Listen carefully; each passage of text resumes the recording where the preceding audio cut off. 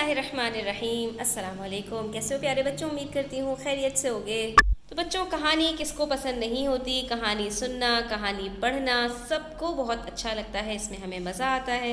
और आज हम करने लगे हैं कहानी नवीसी, जिसमें हम एक मज़ेदार सी कहानी लिखेंगे जो आप पढ़कर लोटपोट हो जाएंगे। तो आ जाइए सफ़ा नंबर 36 पर और मेरे साथ साथ कहानी लिखना शुरू कर दीजिए। तो यहाँ पर बच्चों आप तस्वीर में देख सकते हैं, एक अंकल हैं जो बिस्तर पर लेटे हुए हैं और उनके इर्द गिर्द बच्चे हैं जो उनसे कुछ दरियाफ्त कर रहे हैं। ठीक है, तो हमने इससे मुताल्लिक़ कोई कहानी लिखनी है। देखते हैं हम यहाँ पर क्या लिख सकते हैं। तो यहाँ पर कुछ इशारे भी दिए गए हैं आपको, ये कौन सी जगह है, बच्चे क्या कर रहे हैं, आदमी के सर पर पट्टी क्यों बंधी है, क्या हुआ होगा, बच्चे क्या कह रहे हैं। ठीक है, तो हम इन इशारात की मदद से 150 अल्फाज पर मुश्तमिल एक कहानी लिखेंगे और उसका उन्वान भी लिखेंगे। बच्चों, कहानी तो वही अच्छी होती है जो दिलचस्प हो, तो हम कोशिश करेंगे कि कहानी जितनी ज़्यादा दिलचस्प हो सकती है हम उसको उतना दिलचस्प बनाएं। ठीक है, तो उसके लिए हम सबसे पहले कहानी की इब्तिदा करेंगे कि एक दफ़ा का जिक्र है कि एक मकतब के लड़के उस्ताद की सख्ती से तंग आ गए। मकतब कहते हैं ट्यूशन। ठीक है, तो मकतब आप स्कूल के लिए भी कह सकते हैं, लेकिन मकतब ज़्यादातर ट्यूशन के लिए लफ्ज़ इस्तेमाल किया जाता है। यानी एक ट्यूशन में बच्चे पढ़ने जाते थे, वहाँ पर उस्ताद साहब रोज़ उनको पढ़ाते थे, लेकिन वो सख्ती भी करते थे तो बच्चे उससे तंग आ गए।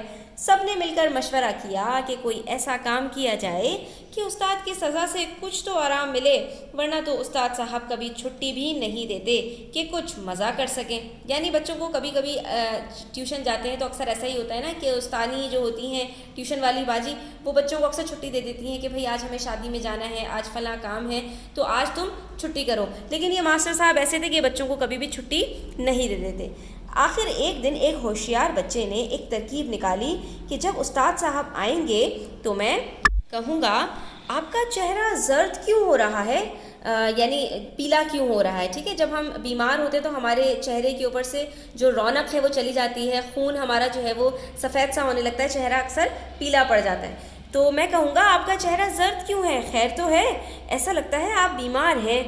मेरे पीछे सुफियान, तुम भी कहना, जी मास्टर साहब, आपका चेहरा उतरा हुआ है, आपकी तबीयत ठीक मालूम नहीं हो रही।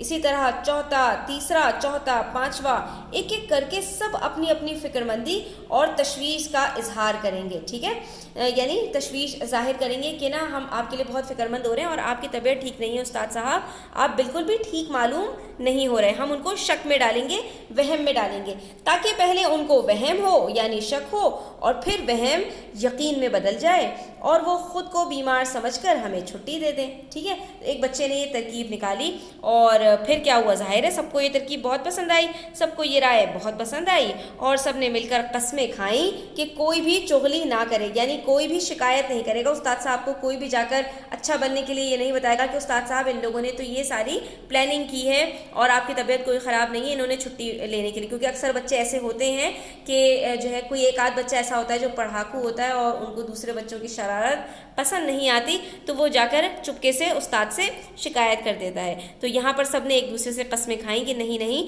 कोई भी चुगली नहीं करेगा, सबको छुट्टी चाहिए और सब एक साथ यकजहती के साथ ये काम करेंगे। अगले दिन जब उस्ताद साहब आए तो सबसे पहले ज़की ने सलाम किया। ज़की कौन बच्चा था? वही होशियार बच्चा, अक्लमंद बच्चा जिसने ये तरकीब पूरी निकाली थी। ज़की ने सलाम किया और कहा, खैर तो है मास्टर जी, आपका चेहरा जर्द क्यों हो रहा है। यानी उसने प्लान के मुताबिक बिल्कुल वही कहा जो है इन लोगों ने पिछले दिन सारी प्लानिंग की थी। उस्ताद ने जवाब दिया, मुझे तो कुछ नहीं हुआ, बेकार बातें ना करो, अपनी जगह पर बैठो। जब पहली दफ़ा किसी ने कहा तो उस्ताद साहब जो है थोड़ा सख्त थे, उन्होंने कहा बेकार की बातें क्यों कर रहे हो, मुझे तो कुछ भी नहीं हुआ और जाकर अपनी जगह पर बैठ जाओ। लेकिन जब किसी बच्चे ने कहा, क्योंकि हमसे जब कोई इस तरह की बात कहता है तो हम थोड़ा फ़िक्रमंद हो जाते हैं ना कि यार कहीं वाकई हमें बीमार तो नहीं होगा, हमारे चेहरे से कैसा लग रहा है, मतलब हम बीमार मालूम हो रहे हैं, तो कोई अंदर तो तकलीफ़ नहीं हो रही। बहरहाल उस्ताद ने इनकार तो कर दिया, लेकिन दिल में वहम सा हुआ। इतनी देर में सुफियान ने भी यही दोहराया तो उस्ताद का वहम और बढ़ा और जब बाकी बच्चे भी एक एक करके बोल पड़े तो वहम ने शिद्दत इख्तियार कर ली, यानी उनका वहम पक्का हो गया। उस्ताद साहब ने बच्चों को सबक पढ़ने का इशारा किया और जाकर कमरे में कंबल लेकर लेट गए। यानी वो अपने उस जगह से उठे जो उनका मकतब था जहाँ पर वो बच्चों को पढ़ाते थे, और अपने कमरे में आ गए, बेडरूम में आ गए, ताकि वो थोड़ी देर आराम कर सकें। बीवी ने हैरान होकर पूछा, क्या हो गया, खैरियत तो है? बाहर बच्चे बैठे हैं, आप यहाँ लेट क्यों गए? तो गुस्से से जवाब दिया, तुम्हें नज़र नहीं आ रहा मैं कितना बीमार हूँ? भला हो बच्चों का, उन्होंने ही मुझे बताया, नहीं तो तुम्हें मेरी फ़िक्र ही नहीं। यानी जैसे आम तौर पर जो मर्द हज़रात होते हैं वो अपनी बीवियों पर ही गुस्सा करने लगते हैं, तुम्हें नज़र नहीं आ रहा मैं कितना बीमार हूँ, तो वो उनके ऊपर ही गुस्सा करने लगे कि मैं कितना बीमार हूँ। बच्चों का भला हो जो उन्होंने जो है मुझे बता दिया और कि मैं बीमार हूँ, मेरे सर में बहुत दर्द है, पट्टी बांधो और बच्चों से कहो आज छुट्टी करें। यानी वो अपने आप को वाकई बीमार समझने लगे और उनको लगा कि हाँ मैं वाकई बहुत बीमार हूँ, और जाकर लेट गए। बच्चों ने मास्टर जी को आराम का कहा और खुशी खुशी घरों को चले गए। तो वो जो बच्चों हम तस्वीर में देख रहे थे कि बच्चे मास्टर साहब के पास खड़े हैं, उनके सर पर पट्टी बंधी है, तो इसकी वजह यही थी कि वो बच्चे अल्लाह हाफिज़ कहने आए थे और ये कहने आए थे कि मास्टर जी कोई मसले वाली बात नहीं है, आप जो है वो आराम कीजिए, हम घर पर पढ़ाई कर लेंगे। तो माओ ने जब बच्चों को देखा तो पूछा, तो यानी जब बच्चे घर जल्दी वापस आ गए, अभी तो उनके मकतब के जो है वो औकात ख़त्म नहीं हुए थे, तो जब वो जल्दी घर वापस लौट आए तो बच्चों से पूछा कि जो है क्या हो गया, जल्दी क्यों घर आ गए? तो बच्चों ने बताया मास्टर जी बीमार हैं। तो फिर जब उन्होंने ये सुना कि मास्टर जी बीमार हैं तो जाहिर है मास्टर जी की अयादत के लिए गई वो, और बीमार की पुरसी करनी चाहिए ना, तो वो भी अयादत के लिए आई। लेकिन मास्टर साहब की बीवी ने बताया कि उनको तो वहम हो गया है। किस चीज़ का वहम हो गया है? कि मुझे बहुत बड़ी बीमारी हो गई है और वहम का कोई इलाज नहीं। यानी उनकी बीवी समझ गई थी कि उनको सिर्फ लग रहा है कि मुझे कोई बहुत बड़ी बीमारी हो गई है, हालांकि वो अच्छे भले हैं और उनको कुछ भी नहीं हुआ।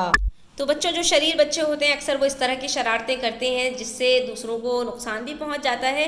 तो ठीक है, अच्छी बात है, शरारतें करनी चाहिए, लेकिन ऐसी कोई शरारत ना हो कि जिससे किसी को नुकसान पहुंचे या कोई तकलीफ़ में मुब्तला हो जाए। तो अब हम इस कहानी का क्या उन्वान जो है वो लिख सकते हैं? तो मैं तो यहाँ पर आपसे कहूँगी कि आप इसका लिख सकते हैं बच्चों की शरारत, ये भी इसका जो है उन्वान हो सकता है, और वहम का कोई इलाज नहीं, ये भी इसका उन्वान हो सकता है।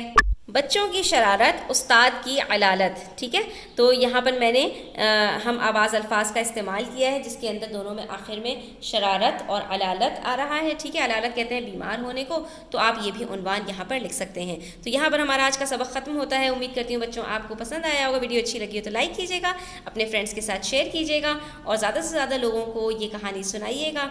और चैनल सब्सक्राइब नहीं किया तो सब्सक्राइब कर लीजिए। अपना ख्याल रखिएगा। अल्लाह हाफ़िज़।